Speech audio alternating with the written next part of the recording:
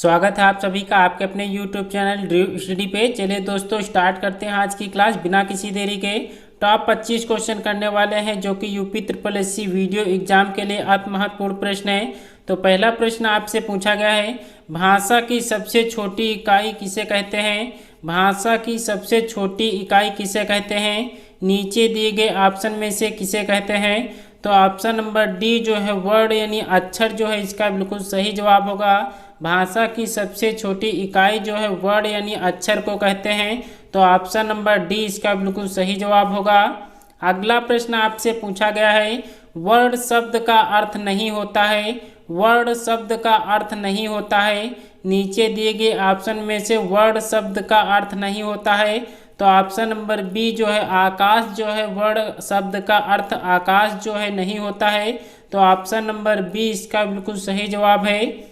अगला प्रश्न आपसे पूछा गया है, करणवाचक क्रिया विशेषण में किस प्रकार का विराम चिन्ह का प्रयोग होता है? किस विराम चिन्ह का प्रयोग होता है आपसे पूछा गया है। करणवाचक क्रिया विशेषण में किस प्रकार का विराम चिन्ह प्रयोग होता है? तो अर्ध विराम चिन्ह जो है इसका बिल्कुल सही जवाब होगा। ऑप्शन नंबर डी इसका बिल्कुल सही जवाब है। अगला प्रश्न आपसे पूछा गया है, हंस पद किस विराम चिन्ह का एक और नाम है? हंस पद किस विराम का एक और नाम है आपसे पूछा गया है। नीचे दिए गए ऑप्शन में से हंस पद का जो दूसरा नाम है वो किस नाम से जाना जाता है? तो ऑप्शन नंबर डी जो है हंस पद विराम जो है एक और नाम है, तो वो नाम जो है वो त्रुटि विराम है। तो ऑप्शन नंबर डी इसका बिल्कुल सही जवाब है। अगला प्रश्न आपसे पूछा गया है, प्रयोग या विकार के आधार पर शब्द के प्रकार होते हैं।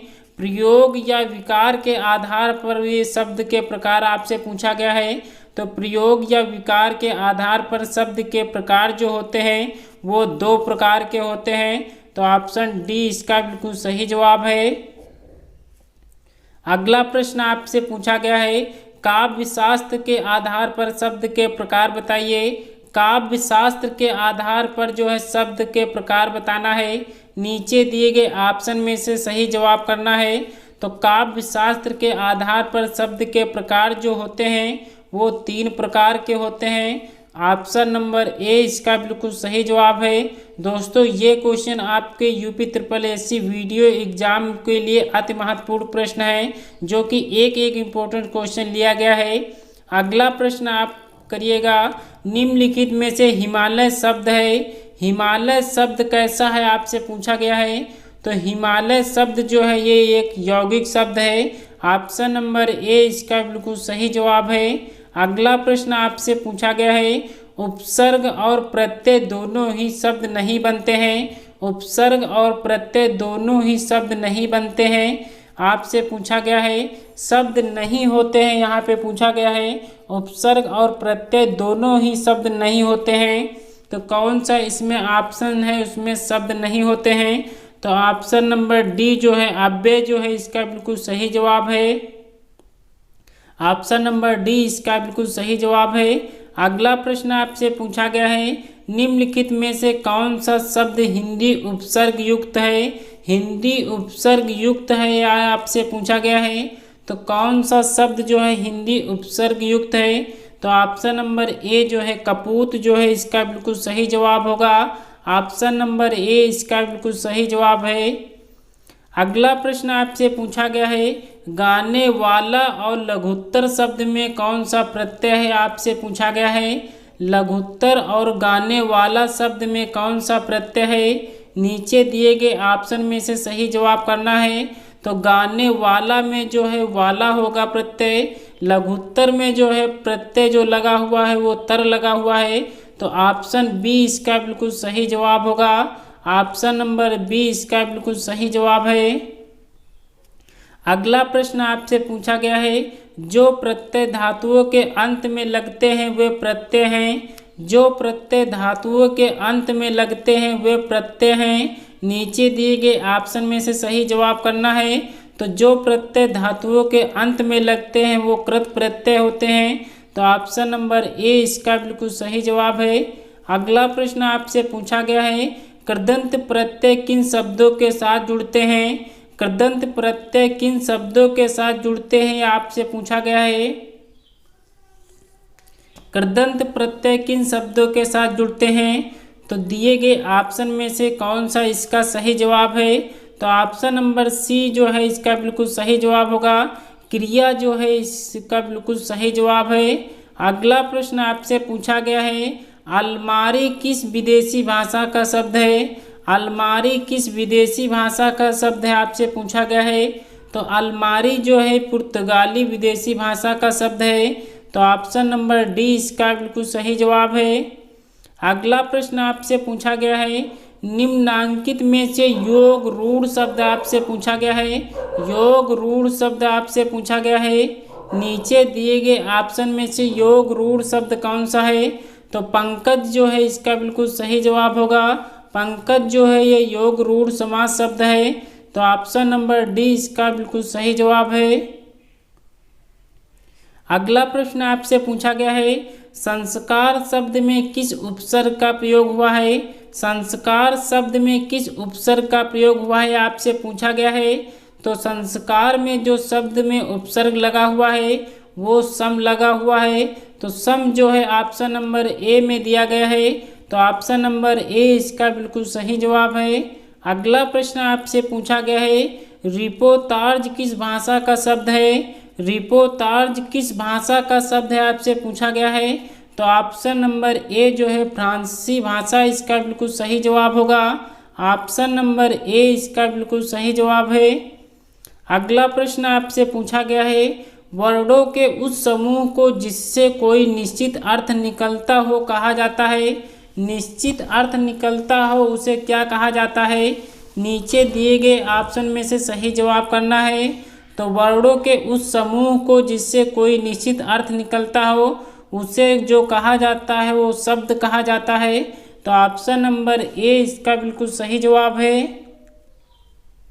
अगला प्रश्न आपसे पूछा गया है, संज्ञा बनने वाले शब्द को कहते हैं। संज्ञा बनने वाले शब्द को क्या कहते हैं। तो ऑप्शन नंबर ए जो है सर्वनाम जो है इसका बिल्कुल सही जवाब होगा। ऑप्शन नंबर ए इसका बिल्कुल सही जवाब है। अगला प्रश्न आपसे पूछा गया है, हमें सफलता मिलने तक प्रयास करना चाहिए, यह किस प्रकार का वाक्य है, आपसे पूछा गया है। हमें सफलता मिलने तक प्रयास करना चाहिए, तो कौन सा इसका ऑप्शन सही होगा। तो ऑप्शन नंबर सी जो है संबंध बोधक अव्यय इसका बिल्कुल सही जवाब है। ऑप्शन नंबर सी इसका बिल्कुल सही जवाब है। अगला प्रश्न आपसे पूछा गया है, सर्वनाम वाले वाक्यों में लिंग का पता किससे चलता है। लिंग का पता किससे चलता है आपको बताना है। 20 का जवाब करना है। तो सर्वनाम वाले वाक्यों में लिंग का पता जो चलता है वो क्रिया से चलता है। तो ऑप्शन नंबर बी इसका बिल्कुल सही जवाब होगा। ऑप्शन नंबर बी इसका बिल्कुल सही जवाब है। अगला प्रश्न आपसे पूछा गया है, रचना के आधार पर वाक्य के भेद नहीं है। रचना के आधार पर वाक्य के भेद नहीं है। नीचे दिए गए ऑप्शन में से सही जवाब करना है। तो ऑप्शन नंबर डी जो है उद्देश्य जो है रचना के आधार पर वाक्य के भेद नहीं है। तो ऑप्शन नंबर डी इसका बिल्कुल सही जवाब है। अगला प्रश्न आपसे पूछा गया है, जिस वाक्य में केवल एक ही उद्देश्य व एक ही विधेय होता है वह कौन सा वाक्य होता है, वह कैसा वाक्य होता है, आपसे पूछा गया है। दोस्तों वीडियो अच्छी लग रही हो तो एक लाइक ज़रूर करना। चैनल पर नए हैं तो चैनल को सब्सक्राइब कर बेल आइकन को प्रेस करना ना भूलें, ताकि आने वाली वीडियो आपके पास सबसे पहले पहुंचे। डेली टॉप 25 क्वेश्चन यहां पे कराए जाते हैं जो कि यूपी SSSC वीडियो एग्ज़ाम के लिए अति महत्वपूर्ण क्लासें हैं। चलिए इस क्लास का कौन सा ऑप्शन सही होगा, इस क्वेश्चन का सही जवाब करना है। तो जिस वाक्य में केवल एक ही उद्देश्य एक ही विधेय होता है वह जो है सरल वाक्य होता है। तो ऑप्शन नंबर ए इसका बिल्कुल सही जवाब है। अगला प्रश्न आपसे पूछा गया है, चार विकारी शब्द से संबंधित भेद नहीं है। चार विकारी शब्द से संबंधित भेद नहीं है। नीचे दिए गए ऑप्शन में से कौन सा संबंधित भेद नहीं है। तो ऑप्शन नंबर डी जो है समुच्चय बोधक जो है इसका बिल्कुल सही जवाब होगा। समुच्चय बोधक जो है ये अविकारी शब्द होता है, तो ऑप्शन नंबर डी इसका बिल्कुल सही जवाब है। अगला प्रश्न आपसे पूछा गया है आश्रित उपवाक्य कितने प्रकार के होते हैं। आश्रित उपवाक्य कितने प्रकार के होते हैं। नीचे दिए गए ऑप्शन में से आश्रित उपवाक्य आपसे पूछा गया है, तो आश्रित उपवाक्य जो है 3 प्रकार के होते हैं। ऑप्शन नंबर ए इसका बिल्कुल सही जवाब है। इस क्लास का लास्ट क्वेश्चन आपके स्क्रीन पर दिया गया है, सभी लोग कमेंट्स बॉक्स में जल्दी से आंसर करेंगे। कौन सा इसका सही जवाब है आपसे पूछा गया है। भगवान तुम्हें लंबी उम्र दे किस प्रकार का वाक्य है। भगवान तुम्हें लंबी उम्र दे किस प्रकार का वाक्य है। नीचे दिए गए ऑप्शन में से सही जवाब करना है, तो ऑप्शन नंबर बी इसका बिल्कुल सही जवाब होगा। ये जो वाक्य है ये इच्छार्थक वाक्य है, तो ऑप्शन नंबर बी इसका बिल्कुल सही जवाब होगा। दोस्तों टॉप 25 क्वेश्चन में से आपका स्कोर कितना बना है कमेंट्स बॉक्स में ज़रूर टाइप करना। वीडियो अच्छी कैसी लगी ये भी ज़रूर कमेंट बॉक्स में लिखना। चैनल पर नए हैं तो चैनल को सब्सक्राइब करना बिल्कुल ना भूलें। वीडियो को शेयर करना भी ना भूलें ताकि वीडियो एग्ज़ाम की तैयारी करने वाले बच्चों के पास ये पहुँचे, उनको भी मदद मिल जाए।